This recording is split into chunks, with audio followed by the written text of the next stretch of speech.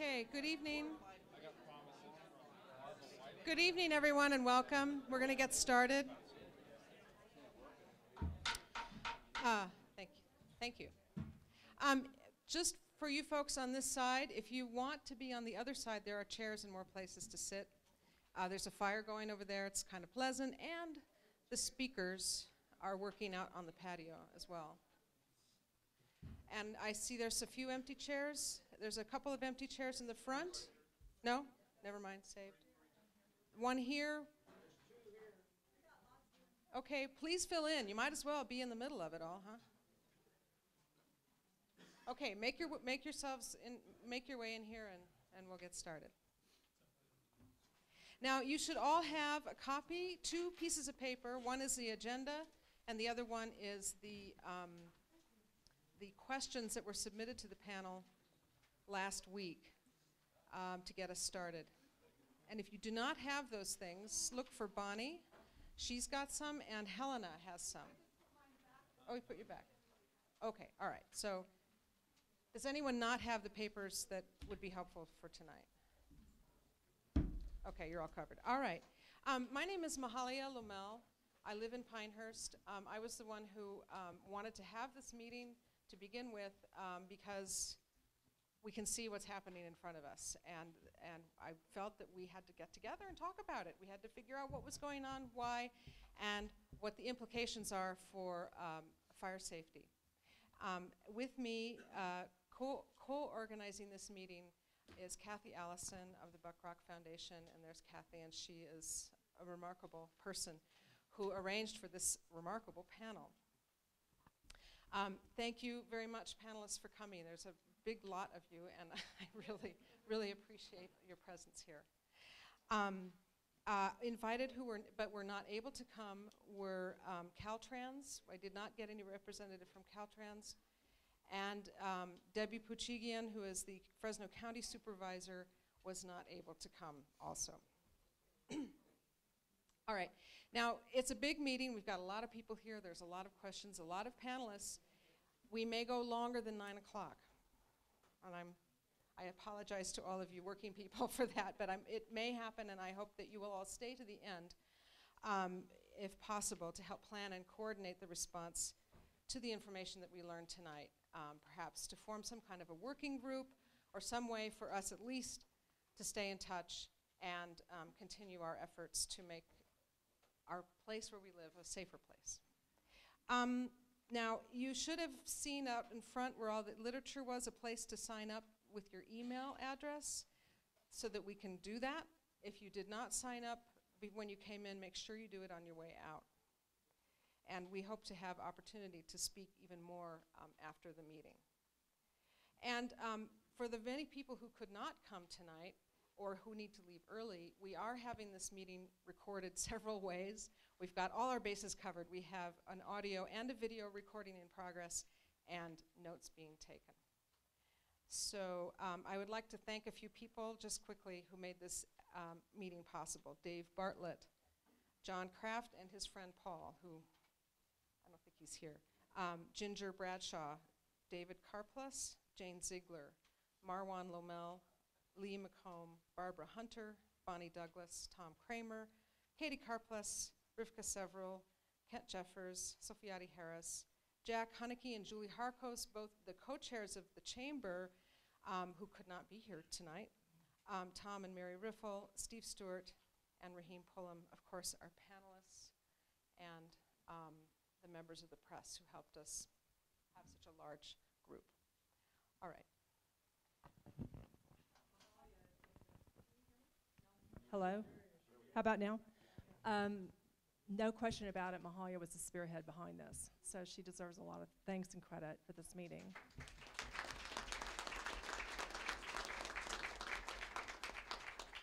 There's been a change to the agenda, and that is in the moderator.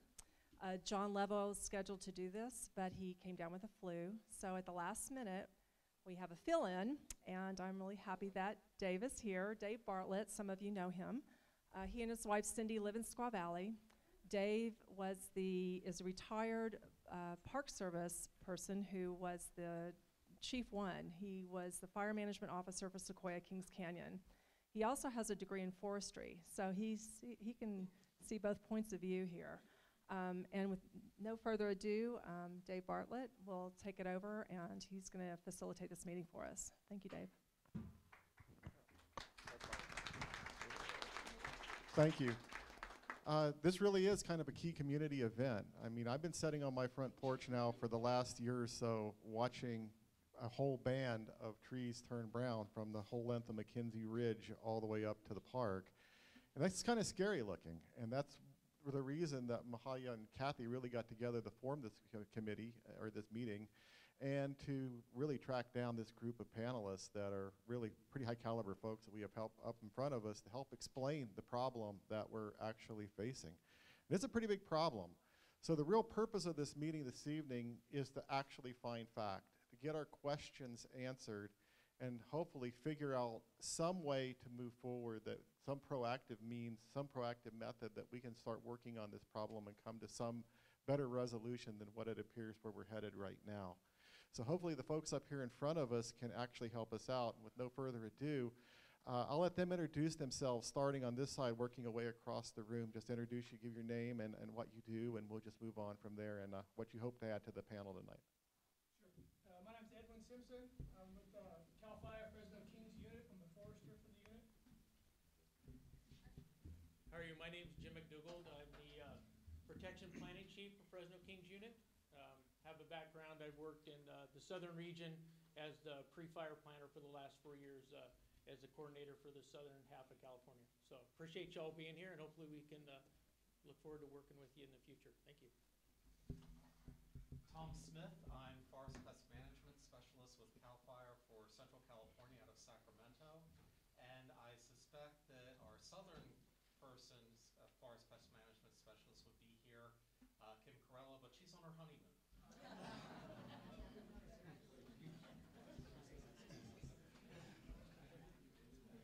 I'm Jim Whitfield. I'm the Ecosystem Staff Officer on the Sequoia Forest and on the monument, and just a little what that might mean.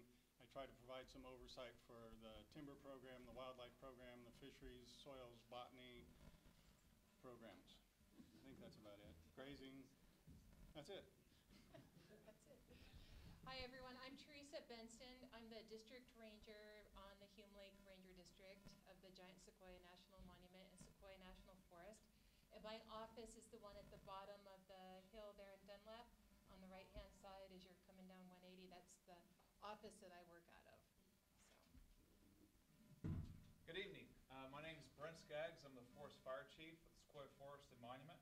I've been on the force since 1982. I had my job starting in 2007. So I have a little idea about what's going on and some ideas maybe I can help. So that's why I came up. My name is John Ziegler, Kings District Fire Management Officer here in Grant Grove. Also in charge of the park's structure fire program for both parks. And I, too, have been here quite a long time. I've been here since 1987 in these parks. Most of my time on the south end, Three Rivers side. My name is Mike Thune. I'm the Fire Information Officer for Sequoia and Kings Canyon National Parks. And unlike these two gentlemen, I've been here 2 months. Bear with me.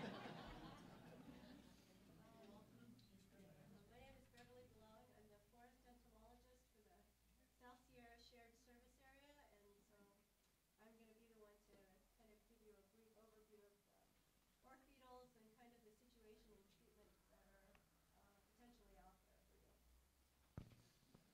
So with that, let's go ahead and call on.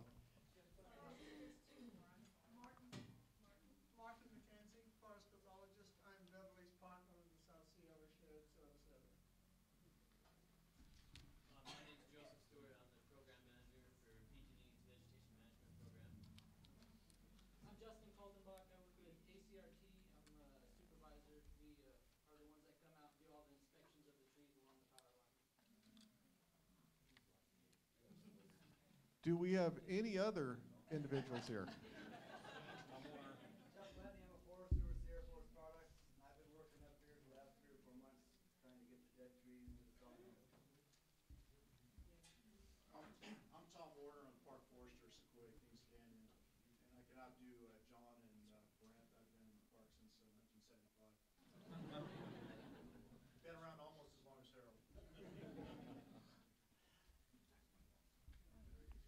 Who else do we have? Okay. Oh, we got somebody hiding over here. And we've got another one here. Ned? For the sake of clarity, I'm Ned Kelleher. I'm the Chief Park Ranger. I'm here both as Chief Park Ranger for Sequoia and Kings Canyon and as one of your neighbors. I live over on the Hogback. So I'm here in both capacities. Hi, good evening. Welcome, everyone. My name is Shawn, and I'm the battalion chief that covers Pinehurst all the way to Pine Flat in Fresno Kings unit. So I'm the face you're going to see around, that's out there most across at least in Fresno, if he's standing. As you can see, that's a pretty wide subject matter expert. So there's a lot of expertise here that covers just about all fields. And so let's frame the problem. And with that, I'm going to turn the program over to Beverly, who's going to give us a real quick overview of what's happening out there. Beverly? I've got a head cold, so I will try to talk.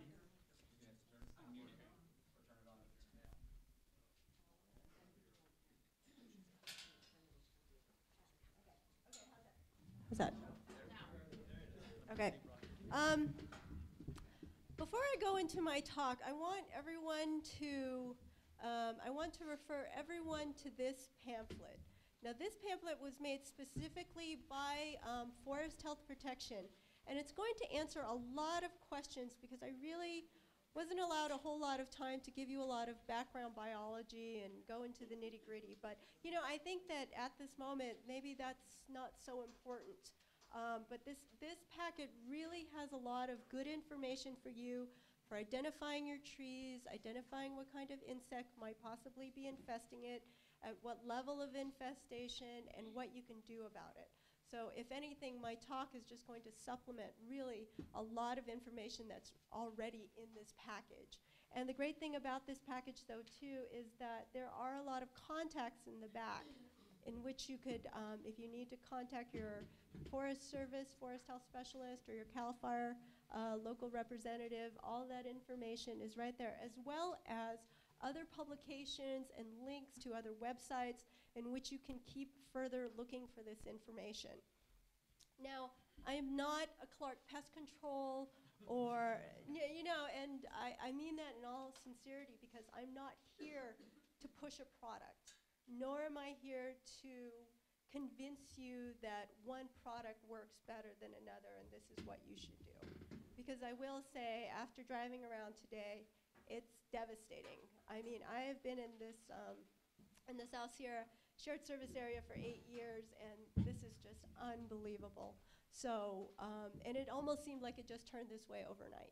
I was here in November. There were some trees that were turning red.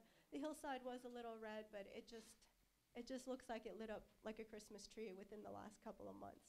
And it's not, I hate to tell you, but it's not unique. This is happening pretty much from the South Sierras, from the El Dorado National Forest south into Southern California. It looks like a repeat of maybe the bark beetle, the big bark beetle that happened back in 2002 to 2005 down in Southern California. But we're also experiencing it in small patches, Sure. Okay, I will try to speak, is that better? Okay. Okay, so I'm just gonna go through a really quick PowerPoint. So the main issue that you have is ponderosa pine. Ponderosa pine is what's dying. And when I was driving around, what I also noticed is the incense cedar was actually surprisingly fading out. But, surprisingly, there is no primary bark beetle for incense cedar. So if anything, when we're seeing something as really as resistant and as tolerant as incense cedar going out, it just kind of shows you the severity of this drought in California.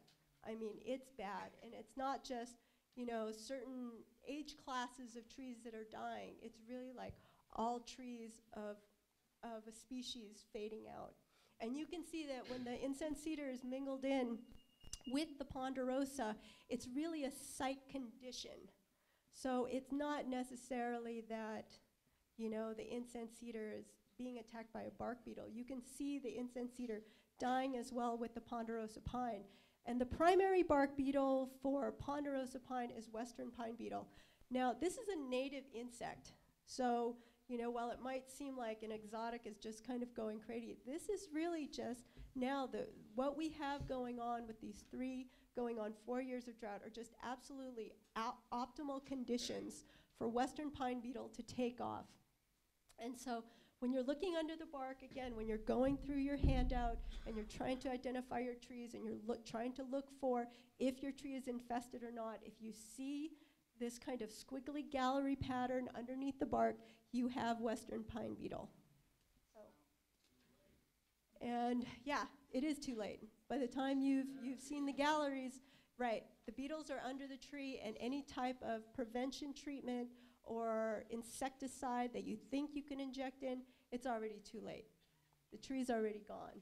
And so what you'll notice is you'll see pitch tubes, and you'll see some, you know, if you look sometimes closer into some of the cracks or the crevices on the bark, you'll notice some boring dust mixed into there. Or what you might do is, I'm pretty short, so I can only get my axe up so high. And western pine beetle likes to start off kind of in the mid-length of the tree, and so maybe you might hack in and not find those galleries and think, well, you know, but the crown is red.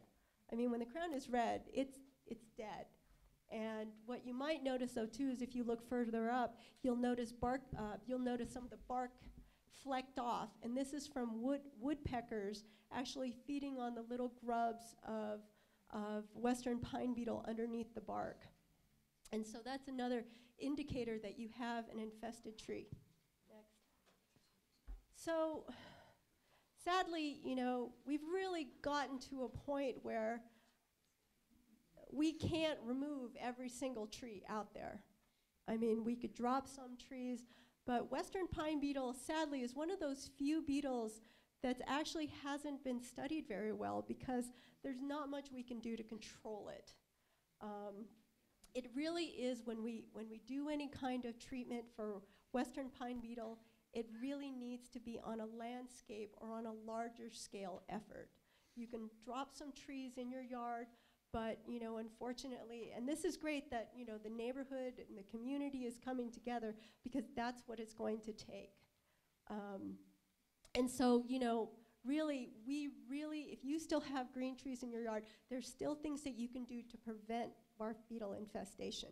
They're not full guarantees, but what they do is that they improve the vigor of the trees. And really, you know, with the drought as bad as it is, what limited resources of water that are out there that are still left, you can redistribute to trees that you want to keep in your yard.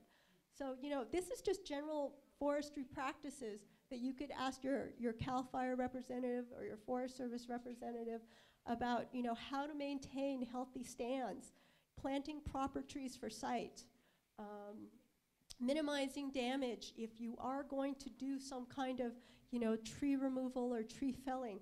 Really be careful to not damage the remaining green trees that you have left, and ensure good growing space. I know we like dense cover, and I know we like you know, good screening, but, you know, you think about trees like people, that there's only so much growing space and only so much water that can be shared between each individual trees. For high value trees, you can do some watering. And again, these are not guarantees, because right now there's a really high beetle population out there. So what you're just trying to do is you're just trying to change and alter that local microclimate or microenvironment that the bark beetles just kind of move along and look for the next kind of dense stand of trees.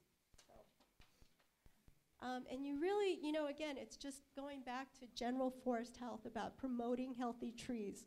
So proper trees, and, you know, this is long-term too. So if you go through and you make this kind of big push to do this really, you know, complete stand alteration, you can also help prevent, you know, bark beetle attacks for the future, not just the short term. So next. Oh, and just really quickly, can you go back, Martin? Just back. Oh.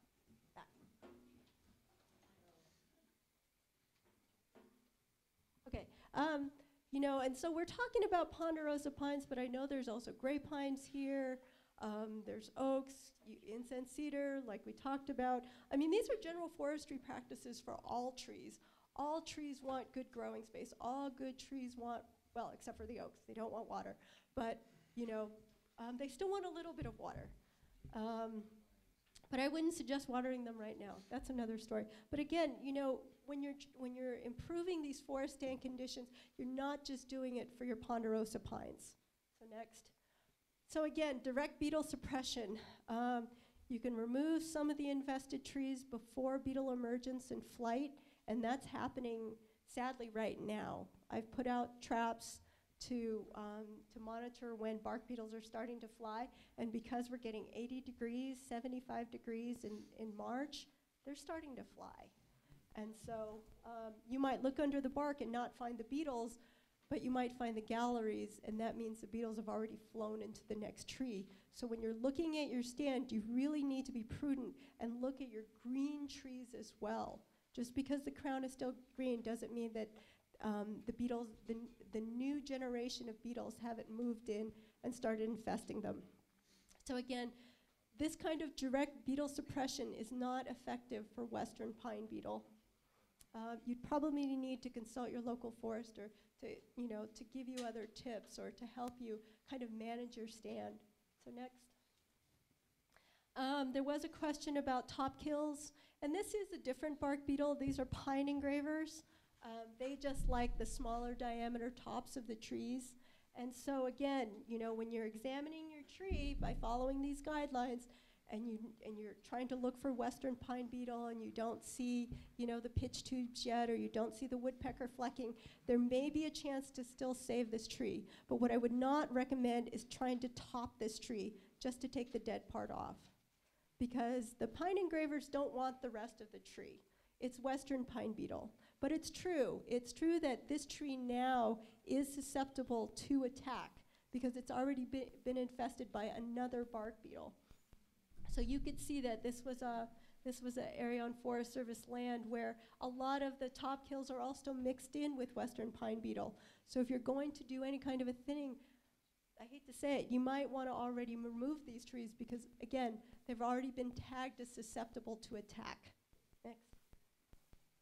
So there are short-term prevention treatments that I can talk about, and this is just for ponderosa pine only. So I want to emphasize that. There are preventive pesticides out there that do work pretty effectively, and depending on which one you use, you can get 2 years of good efficacy or just 1 year. They're highly effective. There are some considerations of toxicity to non-target organisms, but you know, your pest control company can talk to you about that. But it is expensive. I will say that it is very expensive. You know, maybe if a community got together and there were a number of trees that would be treated rather than just a few trees on a private land, you know, that might lower the cost down. But you would almost be looking at $100 a tree or more. So, you know, if you're going to do this kind of treatment, yeah, make sure it's for your highest value trees. Next. So there are carbaryl based, which is the active ingredient. So carbaryl is not the brand name, it's just the active ingredient in which you would use when you're looking at or when you're being told about certain chemical treatments. This one is a topical application. It is sprayed onto the bowl. It really requires for all of these very, very discreet proper timing and proper application. So, and it requires a qualified applicator, but this does give you 2 years of protection. So next, and then there are more pyrethroid, which I think people think they're a lot more friendly, but some of these can also still be toxic, but these require 1 year of protection.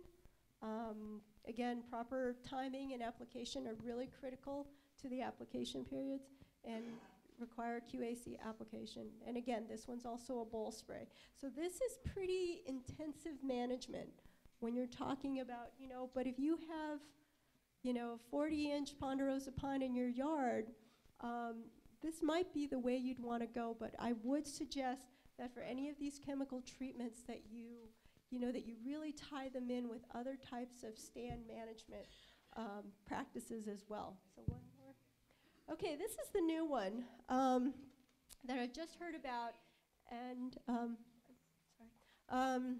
and that it's just come out, and a Clark pest control guy came by and told me about it. And there have been research publications now by the U.S. Forest Service that have shown this to be effective only on western pine beetle and ponderosa pines. So again, this one's very beetle and tree specific. So this one is a soil injection or an injection into the tree, and so it's taken up through the water system of trees, and so it's not an outside spray. I don't know what the cost of this is, but because it's one that needs to be conducted through the tree, again, timing is very important about when you apply this. So you would need to apply it and give it amount of time to actually go through, especially for a much larger tree. If you could apply it as soon as possible, that's probably what you want. So, next. I've been asked about the verbenone packages. Everybody's heard about verbenone as the end-all be-all in Colorado, but it's not registered in California. And honestly, it's not effective. I've worked with the researcher who's done a lot of, you know, variations of this product, and it's still in research. Sometimes it works, sometimes it doesn't. And you know, the thing is with a lot of these kind of natural synthetic pheromones, they really work best when populations are low. But when you've got natural pheromones trying to, or synthetic pheromones trying to override natural pheromones, it just doesn't work. Those natural pheromones are just gonna, you know, mask anything else that you have out there. So next. Yeah, and trapping out. Somebody tried this in Bear Valley, and this doesn't work. So I just want you know, and so what this is that this is supposed to look like a fake tree, and there are baits that you can put in for western pine beetle, trying to trap them out into a cup, but it just doesn't work for this bark beetle. Again, the natural pheromone is just way too strong. Next. So, so I've already mentioned pine engraver. Now, I know that, you know, you've already gone, well, now I've got to worry about western pine beetle, but now I've got to worry about one more beetle. So you've got trees that you might be cutting down, especially the ones that I just told you about. If they're just red on the top, but you're cutting down the tree and it's still, you know, green on the bottom, treatment of that green slash or that green tree is still really important, because then you don't want subsequent bark beetle infestations of pine engraver. And so again, proper slash treatment, and I mean slash is all of that green debris that gets left over. And you can find, again, that information in here. So I'm not going to go into what is proper slash management. So again, incense cedar, it's just like I mentioned before, anything that you could do to improve the site conditions. And again, where you've seen the incense cedar dying off, they're dying off with the pine. And so it's not the bark beetles flying from the ponderosa pines into the incense cedar. It's really a site condition that site itself is either too dense or too dry, and just all of the trees are dying out. So the same things that you could do: reduce tree density, reduce competing vegetation, avoiding soil compaction. Yes. Isn't that a root fungus that's attacking cedars?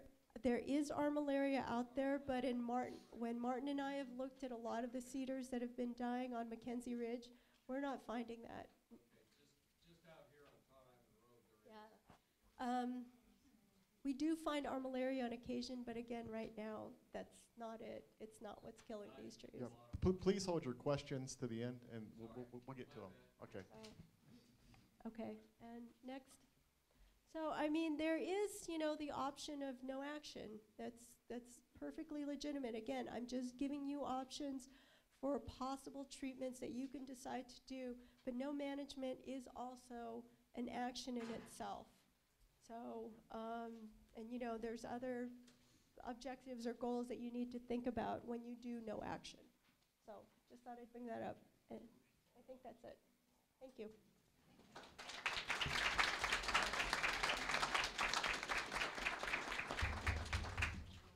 Okay. Okay, first of all, yeah, please direct your questions to me. We'll promise we'll do the best to answer them. But I do have a question for Beverly based upon what she just talked about. And that was if a resident does have trees on their property, a few trees that they would like to protect with some pesticides, where would they go about finding an applicator that would do that? Are there some areas of or places they would look for a registered professional applicator that can do that? You know, again, Clark Pest Control was the one who came up to me and told me about their products. And so I'm not saying Clark's the one, you know, again, it's just anybody who would have these kind of based chemicals that they could possibly offer to you if you wanted to go through the chemical route, that, you know, you'd make sure that they were certified and that they were going to apply it properly, because there have been improper ways of applying the chemical. Because when you do the topical application of spray, you have, especially for larger trees, they need a power sprayer to get up to almost like 30 feet or 60 feet up to that bowl. Yeah, so it's really intensive treatment. Okay, thank you, Beverly. What we're going to do now is everybody has a list, should have a list of questions in front of them. We're going to reconfigure, get rid of the screen, get our panel seated, and while we're doing that, if everybody would read down that list of questions and see how many of your questions are already on there, we will get to every question that is on that list. If you have others, you can pass them on to me, and we'll also be passing the mic around to make sure we answer just as many of your questions as we can during this section. What we're going to be looking at is a couple of things.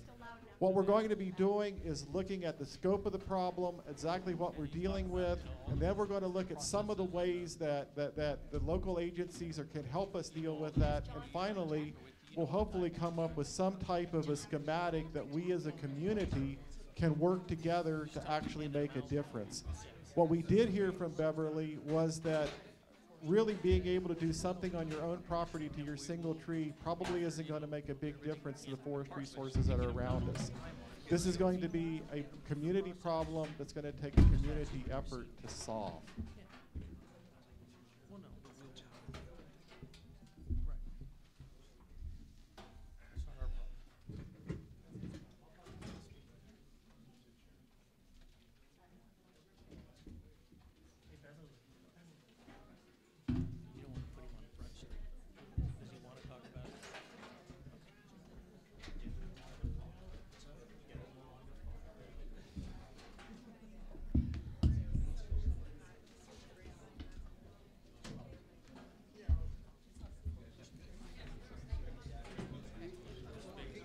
So are there questions?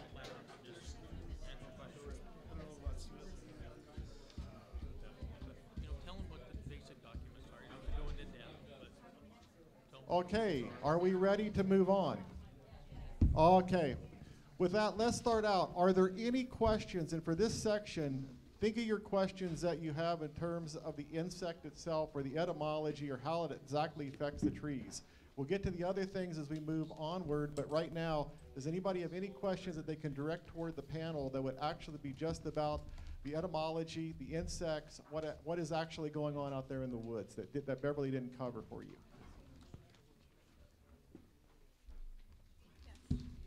Okay. My question is, back to Beverly. If a tree is 80% salvageable and the top, like you said, is turning red, isn't there a chance that that tree can still be saved and still be sprayed at 60 feet above the bowl? Mm-hmm. Wouldn't it be, you know, a conservative to save that tree if we can, especially if the DBH is anywhere around 42 to 52? So unless you're unless you're actually planning to spray it,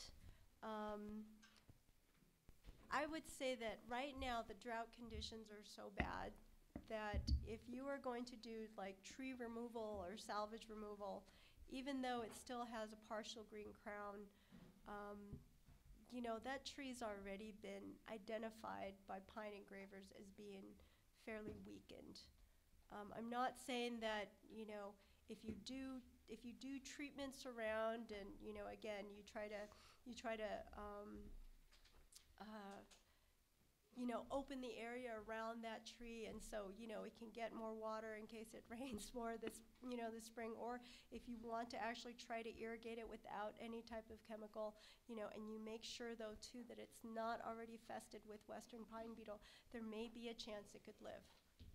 That So- answered my question very good, because if Okay. we could save the tree and make it last another 5 or 10 years, it would Right. benefit the property owner, plus that it would save him cost. Right. During a normal year, honestly, I would say leave those trees, but, you know, a lot of those top kill trees are really right next to fully infested, you know, ponderosa pines. So, or, you know, trees that are completely infested with western pine beetle, which is why I kind of give low hope for them. But that's not to say that, you know, there isn't the possibility that they could possibly make it. Okay, thank you.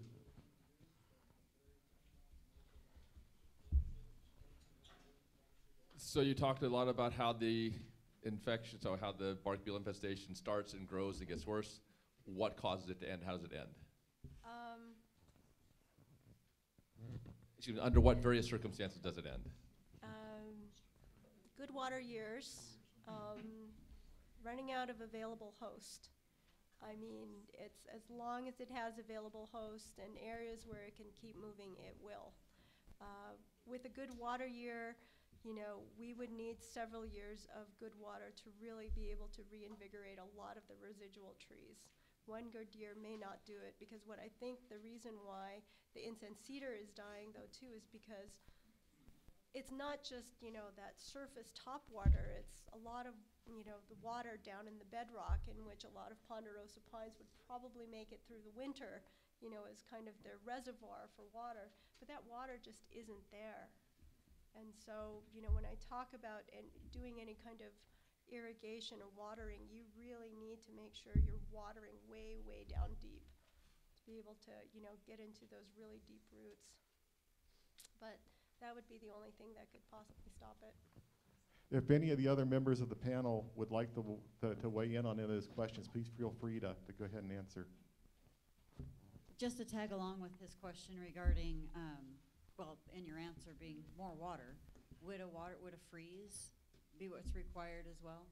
No, we don't get the sublethal temperatures that we do in California like they do in the Rocky Mountains that really do a lot of the control for bark beetle broods. We just won't get it. My family moved here in 1968. I can remember in 1972 at a really, I mean, we're talking big stump at 24 feet of snow. So I'm just curious. It was a lot of snow. Right. It was very cold. I can remember as a little girl, we didn't have a lot of shoes. It was very, very cold. But I don't know what the freeze ratio is. Just curious, as an adult now, I would think that a freeze would kill necessary insects in order to maybe help stop that. You know, That's just again, a we need you know, freezes to last for several weeks. We get freezes and they only last for a few days, or again, not at all. And so our bark beetles here in California, we just again don't have the sublethal temperatures to kill off a large portion of the brood. We'll get to fire very shortly. One more question, and then we'll move on to the next section. And on my property, we have a lot of cedars, and we have some pines too, and it's the cedars that are really going. The pines are not doing so badly. And I noticed on your last slide, you said don't overwater. I mean, to me, it seems like it's the drought that's killing the cedars, and I've been trying to, you know, soaker hose some of the ones that are the key cedars. Isn't that a good idea? I was thrown by this comment on the last slide that you shouldn't overwater. What does that mean? It is the drought that's killing the cedars. But the incense cedar is a a shade-tolerant tree, and it comes into the forest after the canopy is established. If you come in later and you're shade-tolerant and you're going to live for 600 years, somewhere along that 600 years, the big pondos are going to go out and you're going to get your day in the sun.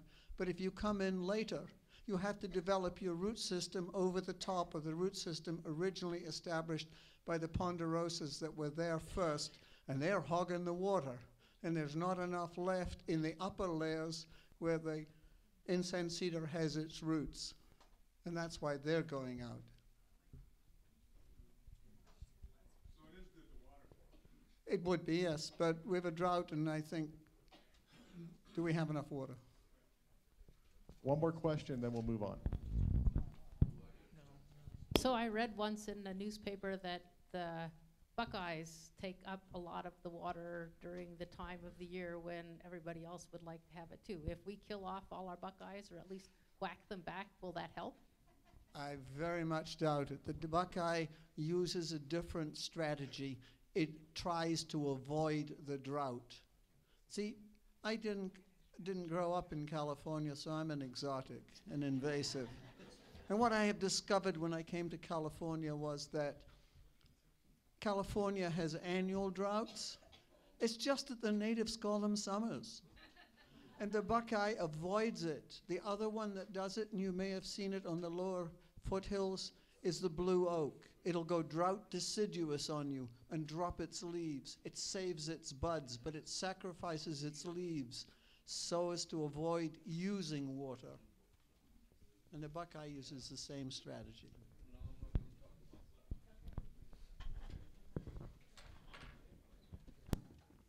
Okay, so let's now take a little bit at both public and private agencies, because this is not just a public agency or a government agency issue. This is as much private agencies involved as well in terms of how would we address this growing mortality issue.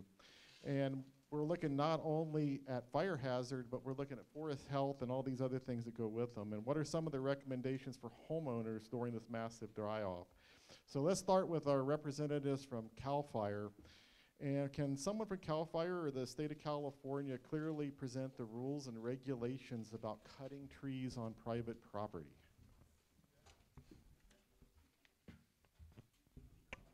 Evening, everyone. I'm Edwin Simpson. I'm the forester for Fresno Kings Unit for CAL FIRE. I won't try to clearly present the regulations, but I'll sum them up for you the best I can. Yeah, sorry. Is that better? So lots of people probably don't know that CAL FIRE is the regulatory agency for the commercial logging industry on private land statewide. The bulk of our work takes place up north with the big private timber companies, but the same set of regulations applies to the small landowners as well. So the way it works is if a landowner wants to commercialize their material, which is make money off the sale of the logs, be it saw logs or firewood or any other forest product you can think of a way to commercialize, then you would submit a harvest document to our department, and that would be your permit to commercialize the material. There's a wide range of permits that we offer, from a full-blown timber harvest plan, which could cost you $6,000, to a small 2-page permit, which would allow you to take out 3 or 4 trees on a private parcel, and that could cost you maybe $300 or so.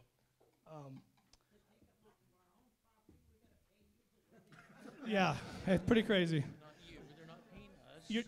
No. So you're not paying us. You're basically paying. Let me back up. Our regulatory authority doesn't kick in unless you want to commercialize the material. Okay, so if you're going to use the material on your own property, put it on the ground for firewood, put it in a burn pile, mill it up for your own use, then our regulatory authority doesn't kick in. It's only if you want to commercialize. So the way you would go about that would be of the wide variety of harvest documents we offer, you would either contact an industry forester like Jeff to write the plan for you, to put the document together, because some of those documents require a professional forester to write them. The documents that apply mostly to the small landowners, actually most of them don't require a forester to put them together, but they do require a person like Harold, who's a licensed timber operator. He is actually licensed by the state of California to harvest and to commercialize the material. So there's just a wide variety of documents available. We have a handout in the back that talks about some of the documents. I'm not going to try to get into that with you guys, but if you call me anytime, you can call Harold or any other timber operator anytime. Jeff, that's one of the things he does. He will consult with landowners, on an individual basis to advise them what kind of harvest document they might want to try to prepare.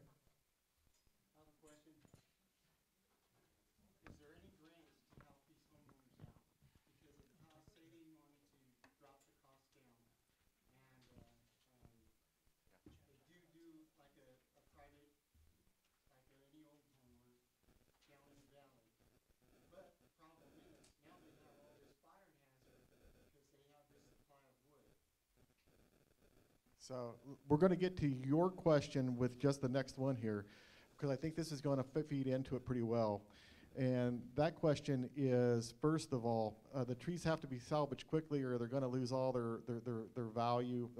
They become a fuel load and they may potentially result in a devastating wildfire. Realistically, how long does it take to get the permits to get the job done? Jeff, you can pipe up anytime. The different harvest documents have different time frames, but based on what we're dealing with right now and the scale of this drought, that's really not going to be your limiting factor. Okay, they can vary from 30 days, 60 days, 5 days. It just depends on the type of document. That's really not an issue at this point. Jeff.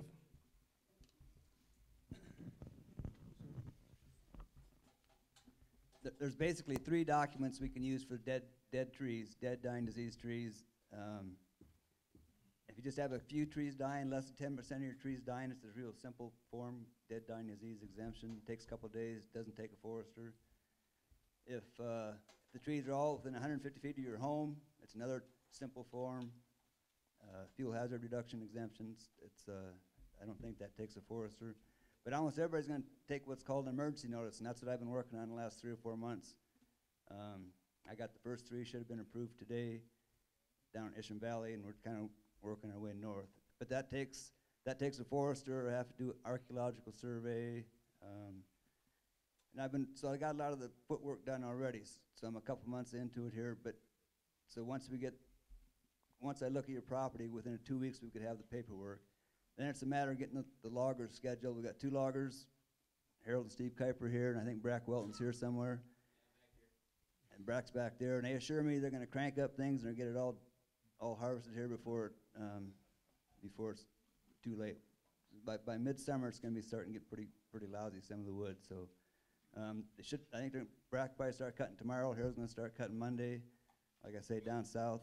And I left contact information out there with all my contact information, Harold's, Brack's, the information I need for the paperwork. So give me a call or shoot me an email, and we'll get going.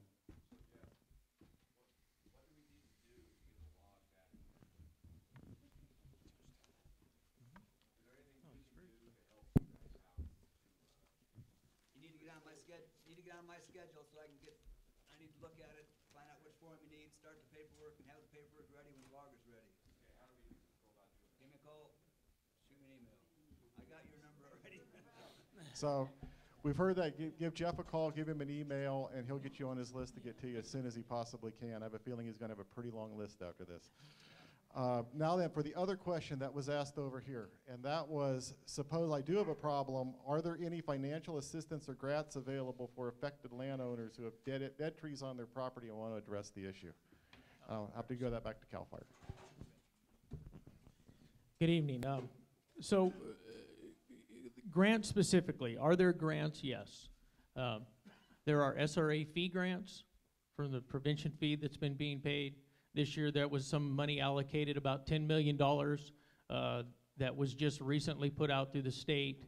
There's also some grants called greenhouse gas grants. Okay. So we can speak about those as well. The one trick to these grants, folks, is you need to have a community organization. I cannot stress that enough to you, that you need to come together, and we're here to help you, but to create a fire safe council. There was an Oak to Timberline Fire Safe Council in this area that tried to get off the ground and do a really good job. They haven't had a lot of support. It's pretty much non-functional as we speak. There's also another program that's very good, a Firewise community program. These grants have to go to nonprofits as a group. We will help you get them off the ground. We'll work with you to try to get grants. There's never a guarantee in grants. They're extremely, extremely competitive.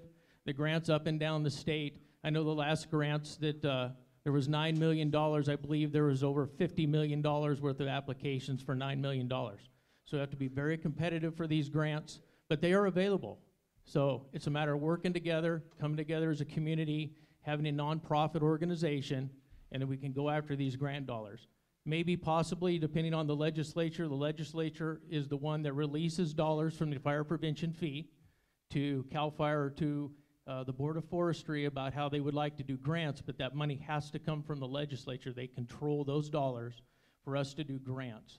But if that happens, and we can, I don't ever want to say there won't be grants for that, but currently there is not today. But there are grants if we come together as a community and try to get those moving. Yes, ma'am.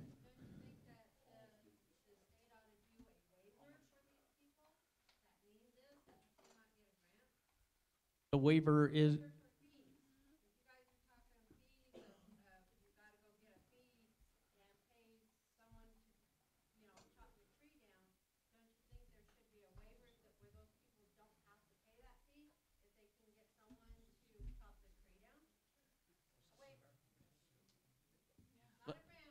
Right, I understand. I personally don't. I'll let Edwin try to answer that question as best as possible.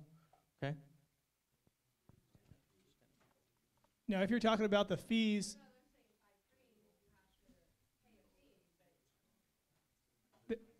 there is a cost associated with some of the harvest documents that we're talking about.